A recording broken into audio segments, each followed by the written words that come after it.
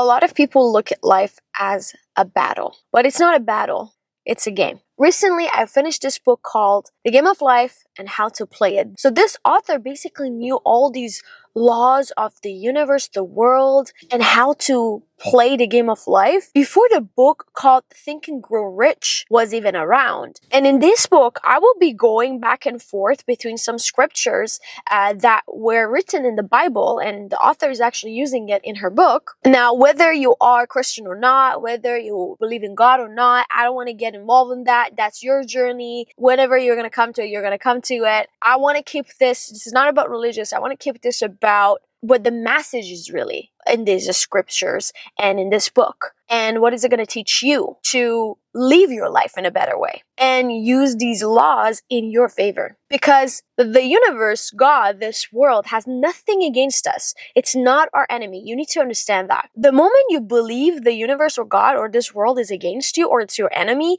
that's the moment you lose the game of life. Game over. I want you to switch that mentality. Okay? You ready?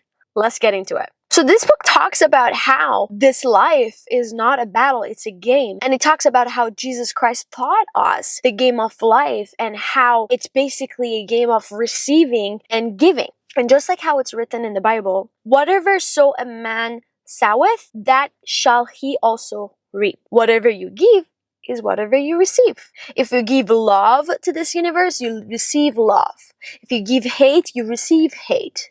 If you do good for someone, somebody does good for you. If you do bad to someone, somebody's going to do bad to you. Now, if you're familiar with Bob Proctor, if you've heard of him, or if you're into his stuff, he mentions something called human faculties. One of those things is our imagination, which is basically the imaging faculty that this book is mentioning. Imaging faculty is whatever you imagine, whatever you image, you can also bring to the real world. As it's said in Proverbs 4:23, keep thy heart with all diligence, for out of it are the issues of life. To play the game of life successfully, you need to understand and train your imaging faculty. But to train this imaging faculty, we must understand the working of the mind.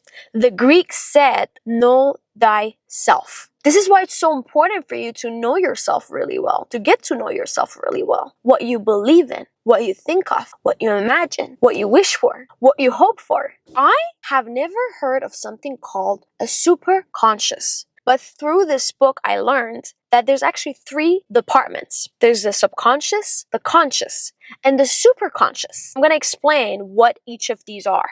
So the book explains how the subconscious is basically the steam and electricity of our mind system. So it basically does what is directed to do. Our conscious basically sees life as it appears to it. Whatever it sees and it appears to it, it impresses the subconscious. Does that make sense? The superconscious is actually the gold mine within each man. The most important part that I was missing was superconscious. The divine design is another name of it. You know, oftentimes we wonder, do I have a purpose? What am I here for? Like, why am I on this earth? Listen to this.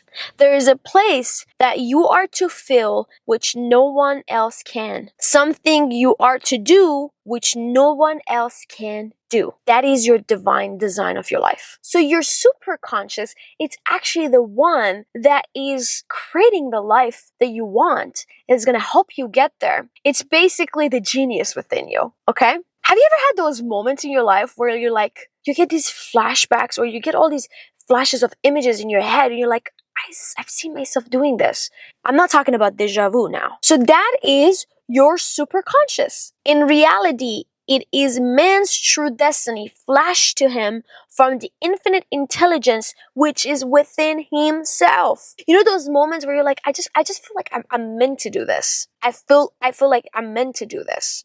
I'm built for this. Listen to that. Listen to those voices. This life is the law of receiving and giving. Do not forget that. Be careful with what you put in this world. I became a little bit unaware of this for a while in my life. I would say in the past 1 year. And my life has never been the same. Realizing now after reading this book why I was doing certain things at the time, a year ago, 2 years ago, 3 years ago, where I haven't been able to do now. And it's because I lost my awareness towards the thoughts that I was having, the feelings that I was feeling, the actions I was taking. Does that make sense? By the way, this book is a phenomenal book. I'm just simply sharing the highlights that I took away from it with you, because I'm sure you're going to be able to find it helpful and useful, because you may not have 2 hours to put into this right now in your life and listen to this book. So maybe just these little informations would be actually helpful to you. Seek ye first the kingdom of God and his righteousness, and all these things shall be added unto you. And he said, the kingdom was within man.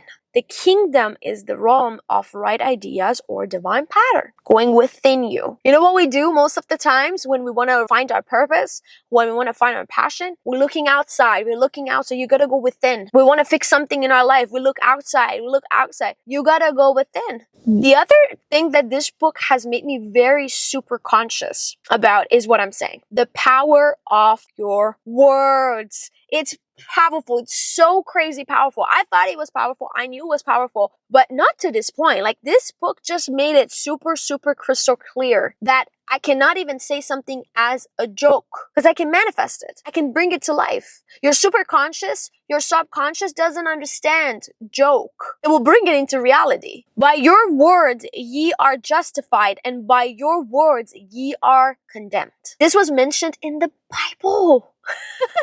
Like, now I'm more excited to go read the Bible even more carefully and actually research it and look more deeply within this book, because I'm learning a lot of the things that I learned from this book has been mentioned already in the Bible. She's just explaining it. You understand? Let me tell you this story that I read in this book. So there was this lady that every Easter she would always receive, all these flowers and bouquets and things like that. One day, as she was looking outside of her window, she said, "Oh my God, look these rose trees. I love them. I wish I would have received one." That's it. Next Easter, she receives a rose 3. She calls her friend that had the card name on the rose tree. She's like, "Oh my God, thank you so much. How did you know? I always wanted one." And the friend said, "Hold on a second, but I didn't send you a rose tree. I sent you lilies." Guess what happened? Later they found out that the man that was organizing, the florist that was organizing these deliveries and things like that, sent the rose tree to her by accident. Mistakenly. Even mistakenly, because the words are so powerful, she received it. Man's words plays the leading part in the game of life. Now sit here and say, "Oh my God, I'm so miserable. I'm so this, I'm so that. Oh my God, everybody does this to me. Everybody does that to me." Do it. Is it going to get you anywhere? Now, don't get me wrong. I've been hurt. My heart has been broken by friends, by family, by love in the past. I'm not saying those feelings are not real. Those experiences are not real. But you can change it by your words. So now I'm more careful about what I say, what I think people think of me. I want people to think that I'm a kind, authentic, genuine person, honest, loyal. I want them to think that when I say something is for their own good. I want them to think that I'm a powerful, confident woman who gets what she wants. Guess what? I'm going to start speaking that into existence. I'm going to start training my mind. This is how people think of me. Everybody likes me. Everybody loves me. Everybody want to be my friend. Everybody want to do things for me. You know, the Lulu is the Sululu? It's very similar to that. There was this other story that this guy was talking about worrying. This guy kept always worrying in his life. No matter where, at which point of his life he was always worrying. With money, without money, healthy, not healthy. One day he saw this sign that was written on a wall of a doctor appointment he was going to or something like that. And it said, "Why worry? It will probably never happen." Even this part of this book changed my mind completely about worrying. I used to tend to be a worrier. Not anymore. It will probably never happen anyway. Why would I worry about it? Why would I worry about what so and so and so and so and so would have thought of me if I were to do this and that and that? Hasn't happened yet. When it happens, I deal with it. Stop worrying. Now, we spoke about the power of subconscious, conscious, super conscious. You want to change the negative thoughts that you have every day. You want to reprogram your mind, your subconscious and conscious. Use these words that I'm going to be saying it out loud to you. Speak these words loud with power and convictions. I now smash and demolish by my spoken word every untrue record in my subconscious mind. They shall return to the dust heap of their native nothingness, for they came from my own vain imagining. I now make my perfect records through Christ within, the records of health, wealth, love, and perfect self-expression. Repeat this one daily. That's what I started doing too. Because now that I understand the power of my mind, the power of my words, the power of my thoughts, the power of things that I imagine, everything I have imagined, now I think about it, has came to reality. I made a mistake. I will no longer make mistake in that. Here's another scripture from Proverbs 18:21. Death and life are in the power of tongue. This also was mentioned in the Bible. How much more clear do you want me to be about this? The power of words. Be careful what comes out of your mouth. Watch it. You with me, bestie? Watch it. I'm being very serious about this video because it has changed my mind. The way I feel, the way I think, the thoughts I have, my imagination. Now I know why 2-3 years ago I was receiving everything that I imagined, because I imagined it over and over and over and over again, and it happened. Imagine myself walking across the stage, getting my awards, giving a speech, and guess what? It happened. I have videos if you want me to prove. If one asks for success and prepares for failure, he will get the situation he has prepared for. Do you understand this? Even if you work hard in your life, it's not gonna help you become successful. If in your mind, you're saying, I'm gonna work hard, and I'm gonna get this, but what if this, that, and that happens? I'm worried, that's what's gonna happen, because that's what you're preparing for. But if you say, I wanna do this in my life, and I'm gonna get to this, I'm going to get to that, I'm going to experience this, I'm going to experience that. And that's what you focus on. That's what you're preparing for. To heal the body is to heal the soul. And the soul is the subconscious mind. And it must be saved from wrong thinking. All sickness and unhappiness come from the violation of the law of love. Another one the Bible mentions. Love one another. That's what God says. So when I started reading about all of these, I started to realize that, okay, well, there's certain health issues that I'm dealing with that I haven't been able to completely get rid of. Look at this. Every disease is caused by a mind not at ease. And I'm sure you've heard this on social media and things like that. But have you heard of this one? Unforgiveness is the most prolific cause of disease. As the within, so the without. So I started thinking, okay, well, there's certain things that I need to let go of. There's certain people that I need to forgive.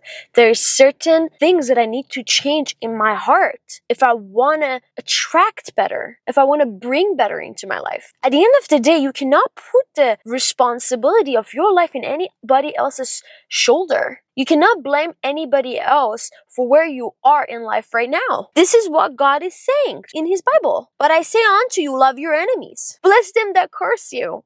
Good to them that hate you, and pray for them, which despitefully use you and persecute you. Realizing that, okay, well, I need to start thinking differently about the people that have hurt me in the past. I need to change my experience that I've had with them previously in my previous life. I need to thank them for them showing me certain things in my life, teaching me certain lessons in my life. Do you hear me? Goodwill produces a great aura of protection about the one who sends it, and no weapon that is formed against him shall prosper. All you gotta is just be good. Be good to your enemies, be good to the people that use you. Don't be a doormat. Don't let people walk all over you. That's not what I'm saying. But if they swear at you, smile at them. If they hate on you, love them.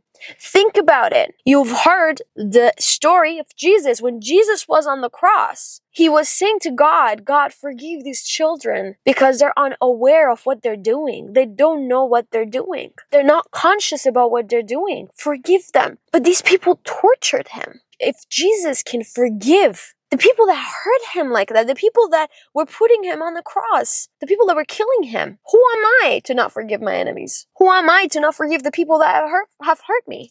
The truth is, when you hold hate in your heart, it destroys you. It gets you sick. It doesn't hurt them as much as it hurts you. We've heard that, right? I guess sometimes you forget certain things and you need some reminders. And this book was a reminder for me. It's not that I didn't know a lot of this stuff. I knew some of them already, but you forget. You get busy in life, you get caught up in life, you go through the motions, you forget. This is basically saying when you have a goodwill, when you have good intention, it produces a great aura of protection around you because of the good energy that you're sending. So no weapons against you shall ever prosper. All you gotta do is focus on doing good. Give the rest to God to take care of, to the universe to take care of, to karma. If you don't run your subconscious mind for yourself, someone else will run it for you. It's so interesting. In this book, it was talking about how if we say that we're the only ones able to get ourselves sick and nobody else, then how come infants get sick? You know what the book was saying? It was explaining how mother is the reason that the kid gets sick. Because kids are so sensitive to the energy around them, to the program that is being played by other people for them, that they're just facing the consequences of somebody else's subconscious mind. It's crazy. So be careful. If you're not continuously working on your subconscious mind for yourself, somebody else is going to make you believe in certain things. If you're not conscious of what you're putting in your mind, you're feeding your mind, what principles you believe in, what are your standards, so society is gonna choose it for you. And you're going to think that, oh, that's what I should do because so-and-so is doing it. The law of non-resistance. If you have watched my video that I posted on TikTok the other day talking about how when I was trying to record this video initially, which was yesterday, I got hit with very strong rain and I was not able to record it. But deep down, I really didn't want to record it either because I wasn't feeling energized and good mentally. My energy right now, how I feel right now is not the same how it was yesterday. The universe, God, was telling me, hey, go home, rest, get yourself together. You can record it tomorrow. You can record it the next day. So I listened. I didn't resist. Because no matter what, how much I kept recording the video, you could hear it in the background. And it was loud. You could hear the rain. Because it's right above me. The sunroof, right? Don't resist.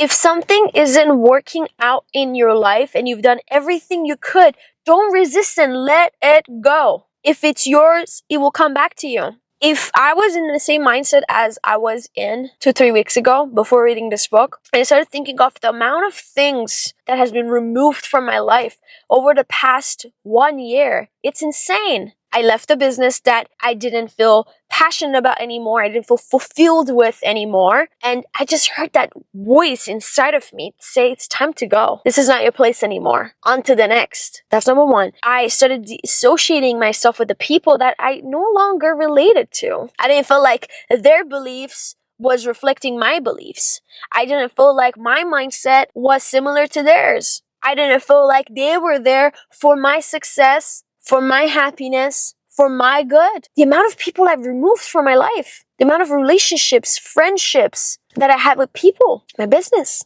And now I'm living in a country that I no longer feel connected to or want to be in. But 2-3 weeks ago, I started looking at it as a perspective of lack. I thought I'm losing. I've lost. How many things I've lost? How many things I've lost? When I read this book, I started telling myself, if it was really for me, if it was really meant for me, I would have never lost it. You cannot ever pass by something that is meant to be yours and not notice it. If you go back in your mind and think of all the things that I'm talking about, you'll start to realize that I'm right. You'll start to see pieces of the puzzles of how what I just said makes sense. I kept trying to resist a lot of things in my life and it only backfired at me. Living in the past is a failure method and a violation of a spiritual law. Behold, now is the accepted time and now is the day of salvation, Jesus said. I realized that in the past 1 year, I've been caught up in the past. But I don't want to live in the past anymore. I'm only 25. I got years to come. I want to live my life happy, fulfilled, passionate about life. I do not want to live a life of regret. I'm getting emotional, so you know it's real. Because I'm only here to share what's real, what has happened for me, my experiences, my life lessons. Because I don't want you to make the same mistakes. Does that make sense, my bestie? Does that make sense, my friend? Don't get caught up in the past. It's so funny because sometimes, certain people say, I just keep comparing myself to other people. I don't compare myself to other people. Do you know who I compare myself to? My past. Just because I'm in the now, I'm forgetting the battles that I used to fight in the past. Now, past looks more pleasant than what I'm living right now, but no more. Living in the past is a failure method and a violation of a spiritual law. No more. No more am I going to look back at the past and say, oh, I wish I would have done that. The robbers of the time are the past and the future. Do not get caught up in the future. Do not worry so much about the future, and do not if every time you're moving forward in life, and you keep looking back, how would you move forward? How would you see the next stair right in front of your foot? You're with me.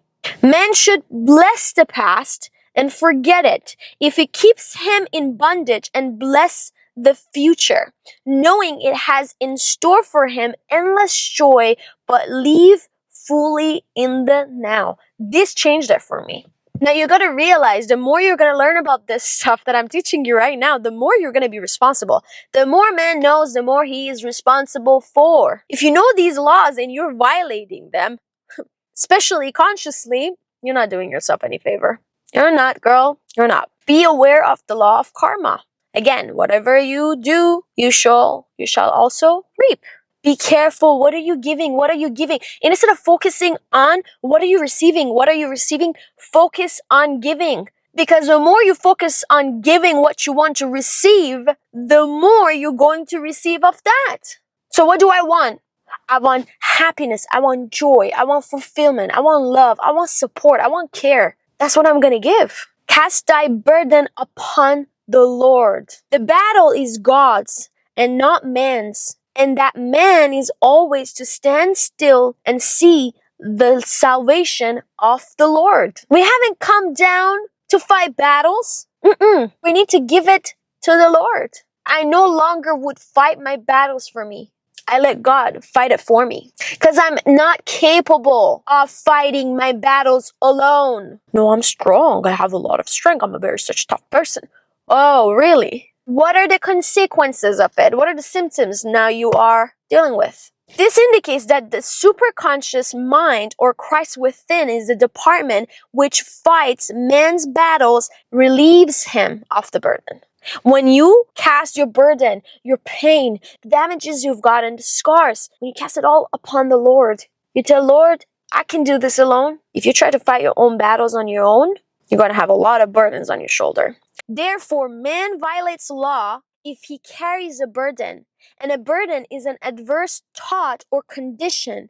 And this thought or condition has its root in the subconscious. I have had a very rough childhood, very rough upbringing. I'm at the tip point of my joyful years, peaceful years. Years full of love, prosperity, and abundance. And I feel it so strong because I know it's coming. So I had a lot of burdens on my shoulders that I was carrying with me. I say I was because I no longer choose to. You see how clear I am with my words now? How conscious I am of my words. So if I want to fix this, I don't want to violate this law, what do I need to go? I need to go back to my subconscious mind. I need to change my belief system, my paradigm, my subconscious. You've heard it's all different names, but it's one thing. So this is what you want to say. If you feel heavy right now, you're watching this video and you're like, I just feel so much pain, because at some point, pain in my soul started to come off of my body. I was physically feeling pain in my heart because my heart was hurt. This is what I want you to say, because you want to cast this burden on Jesus Christ. I cast this burden of resentment on the Christ within, and I go free to be loving, harmonious, and happy. Doubt and fear poison the mind and body, and the imagination runs riot, attracting disaster and disease. When you start attracting what you don't want, start thinking of, did I have doubt about this? Did I have fear about this? If you have a fear of loss, if you have a fear of not being successful, if you have a fear of not being loved, switch that focus. Don't poison your mind, because then your imaginations runs dry and you won't be able to imagine the right things that you want. Because if you imagine sadness, hurt, damage, getting cheated on, betrayed, if you imagine these things, that's what you're going to receive. Whatever man shall prepare for is what he's going to receive. There is no peace or happiness for man until he has erased all fears from the subconscious. Until you cannot fully let go of your fears, you will not be attracting what you want. What is fear? Fear is a misdirected energy and must be redirected or transmuted into faith. What does Think and Grow Rich book talk about? Those three powerful emotions: faith, love, sex. He says these three strong emotions are the best emotions to use when you're imagining the things that you want to attract into your life. You want to bring those thoughts into your life. Those are the three emotions you want to be feeling. Do you see how connected these books are, right? Jesus said, "Why are ye fearful, O ye of little faith? All things are possible to him that believeth." How can I get rid of fear? By walking up to the thing you're afraid of. Did you know this? Lion gets his fierceness from your fear. Walk up to a lion and he will disappear. Run away and he runs after you. It's only scary until you don't face it. Fear of loneliness, it's only scary until you don't become lonely. Once you become lonely, once you experience it, once you learn how to be content with yourself, how to handle yourself, how to love yourself, how to spend time with yourself, how to know what to do with yourself when you're on your own, it no longer is scary. Love. We're almost done. Love. Real love is selfless and free of fear. Pours itself out upon the object of its affection without demanding any return. It's joy in the joy of giving. When somebody really loves you, they're not afraid of, what if you're not going to love them back? They don't care because they truly love you. And their joy is in the joy of giving this love to you. It's not expecting anything in return. If anybody loves you just because you love them back, they don't really love you. No man is your enemy. No man is your friend. Every man is a teacher. Remember that people come to your life. Look at everybody as a teacher. They are supposed to teach you something. You're supposed to take away something from the experience you have with them. Suffering is not necessary for man's development. It is the result of violation of a spiritual law. But a few people seem able to rouse themselves from their soul deep without it. So suffering is not really necessary in life. If you're suffering, it's not because you deserve it. It's not because it's meant for you. No. It's the result of violation. You have violated a law. Look back and see, what law did you violate? Was it the law of forgiveness? Was it the law of karma? Was it the law of non-resistant? What was it? When people are happy, they usually become selfish, and automatically the law of karma is set in action. Man often suffers loss through lack of appreciation. If you don't appreciate something that you have, you would lose it. Be it a loved one, be it your work, be it money, be it your health. Appreciate everything. Why did I say attitude of gratitude? There's a reason. The sad part is we all know this stuff, but we don't apply it to life. That's where we're lacking. Once we start applying, implementing what we have learned, life becomes beautiful. Intuition or guidance. There's nothing too great to accomplish for a man that understands the power of his words and follows his intuitive leads. By his words, he starts in action unseen forces and can rebuild his body or remold his affairs. How would you tap into your intuition? You ask. You ask your intuition, you ask your God, you ask the Spirit, you ask the universe, you ask whatever you believe in to show it to you. Once it shows it to you, you take action. You don't question it. You say, or you can say, this is one of the things that she said you can use. Infinite Spirit, reveal to me the way and let me know if there's anything for me to do. The answer will come through intuition. Could be a chance remark from someone or a passage in a book, etc., etc. Giving opens the way of receiving. This is why life is a game of giving and receiving. If you don't give, you won't receive. So make sure you focus on giving. I remember the moments of my life, the years of my life that I had the most amount of focus on giving was when I was receiving. The moment I stopped giving unintentionally is when I stopped receiving. In order to create activity in finances, one should give. Guess what? Now, every time I go out and I grab a coffee, I do my best to tip, even if it's a $1. Because I want to make sure I have that giving in my life. I want to make sure I'm giving. Be it love, be it finance, be it attention, be it whatever, support. But the gift must be given with love and cheerfulness. For God loveth a cheerful giver. Give while being happy and cheerful. Enjoy giving so you will receive more of what you want. Don't be selfish. These are like the most important stuff that I really got to take away from the book. But there's one law that I want you to pay attention to, because it surely did blow my mind when I like listened to this story. The law of use. A lot of us are not using what we are given. Have you had a time in your life where you were like, I really want to like go do this thing, but it's going to cost like $100, so I shouldn't really do it. Believe that God, the universe, is an endless supply for every demand. Don't act like you believe it. Believe it. There was this guy in this story that this lady was explaining, okay?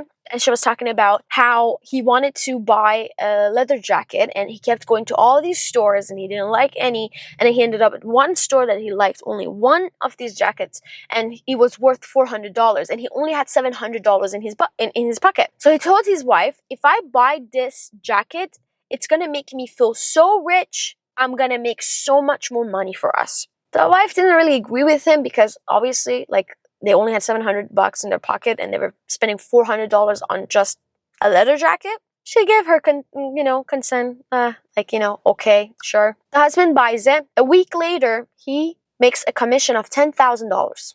Just because of how rich this leather jacket made him feel, because he felt rich, he started attracting wealth. He made money. This is the law of use. Here's another one. There was this lady in this book that won $2,000 in a lottery ticket. She didn't want to use it. Her husband got sick, whatever. She still didn't use it. And she got to a point in her life that she started cleaning floors. One day, a thief came, killed her, and stole that $2,000 that she never got to use.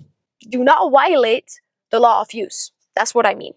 But other than that, I told you, like, most of the important laws that I can remember. This is not something I can record in just one video. I have to keep coming back to it. If you guys like this video, let me know in the comments so I can make more videos around these laws that you get to learn, and you get to control your life, become the director of your life, because you would understand it better. You would understand these laws and how to play the game of life. If you haven't subscribed yet, be sure to subscribe, because you are going to find more videos just like this one, which I'm sure you're going to like.